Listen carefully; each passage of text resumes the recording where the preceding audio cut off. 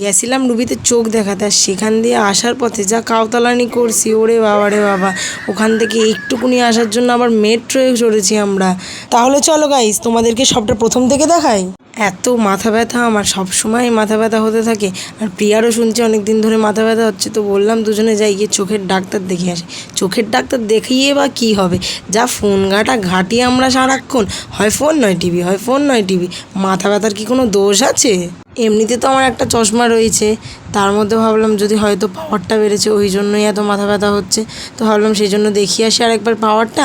আর প্রিয়া ভাবলো প্রিয়ারও মাথা ব্যথা হচ্ছে, তো ও আরেকবার চেক করে নেবে। বাই দ্য ওয়ে, প্রিয়ার কিন্তু কোনো চশমা নেই।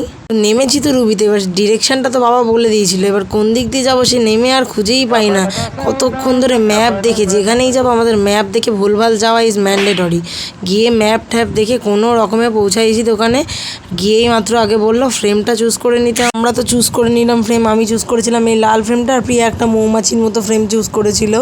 কিন্তু ওটাই কিন্তু প্রিয়াকে ভালোই লাগছিলো, কিন্তু নেওয়ার পরে আমাকে এত ঘ্যান ঘ্যানাইছে, মাথা খারাপ করে দিয়েছে। দেখ না, মৌমাছি মনে হচ্ছে আমায়, মৌমাছি মনে হচ্ছে আমায়। তারপরে গেলাম আমি আগে আই টেস্ট করতে, আর টেস্ট করার পরে বুঝলাম যে হ্যাঁ সত্যিই আমার পাওয়ারটা একটু বেড়েছে।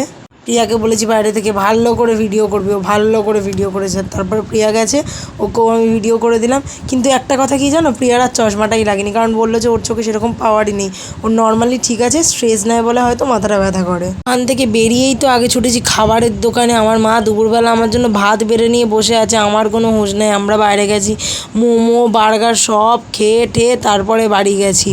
ওখান থেকে খেয়ে আগে গেছি আমরা মেট্রো ধরবো। ওখান থেকে ওইটুকুনি আমরা মেট্রো করে যাওয়া লাগে, আমাদের রুবি থেকে সিংহবাড়ি অবধি গেছে মেট্রোতে। যেই লিফটে উঠেছি আমাদের ভিডিও ছবি সব শুরু।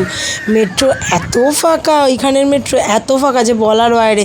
সব সিটে একজন একজন করে বসে আছে। আর আমাদের কবি সুভাষের মেট্রো, ওরে বাবা গো বাবা, দাঁড়ানোর জায়গা পাওয়া যায় না। আর এদিকে মেট্রোতে ওঠার আগে যেই ইলেকট্রিক সিঁড়িতে উঠেছি, প্রিয়ার তো ভিডিও শুরু। ও উপরে উঠে যাচ্ছে, আমি নিচে চলে যাচ্ছি। তাই লাস্টে ভিডিও করার চক্করে আমি হাতে ছাতা বোতল সব নিয়ে ভিডিও করা শুরু করে দিয়েছি। আর উঠতে না উঠতে দেখি মেট্রো দাঁড়িয়ে রয়েছে, আটটু হলে মেট্রোর দরজাটা বন্ধ হয়ে যেত। তো তারপরে মেট্রোতে উঠে গিয়ে একবার এই পারে এসে আমি ভিডিও করে দিই প্রিয়ারে, আর প্রিয়া আমারে করে দেয়। সারা মেট্রোর লোক আমাদেরকেই দেখছে। আর এই কাউতালানি করতে করতে আমরা সিংহবাড়িও চলে আসে, নেমে আমরা চলে আসি আমাদের বাড়িতে।